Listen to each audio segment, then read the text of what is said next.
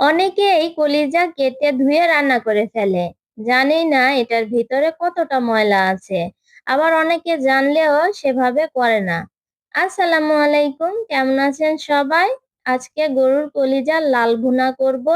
আমি যেভাবে করব সেভাবেই দেখানোর চেষ্টা করেছি। কলিজা কেটে ধুয়ে আমি আবারও গরম পানিতে দিয়ে কিছুক্ষণ সেদ্ধ করে নিব। ১-২ মিনিট দেখুন কতটা ময়লা বের হয়েছে।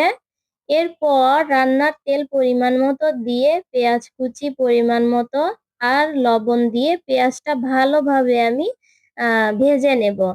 পেঁয়াজটা ভাজা ভাজা হয়ে এলে এখানে কাঁচামরিচ, আদা রসুন বাটা, হলুদের গুঁড়া, মরিচের গুঁড়া আর মাংসের মসলা দিয়ে ভালোভাবে পানি দিয়ে আমি মসলাটা কষিয়ে নিব। এখানে আমি গরম পানি ব্যবহার করেছি।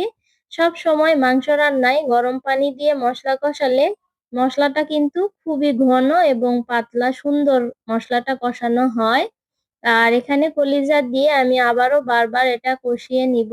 সুন্দর একটা সুঘ্রাণ বেরিয়েছে। আর এভাবে কলিজা রান্না করলে কিন্তু খেতে খুবই মজার হয়। আমি এভাবেই করে থাকি।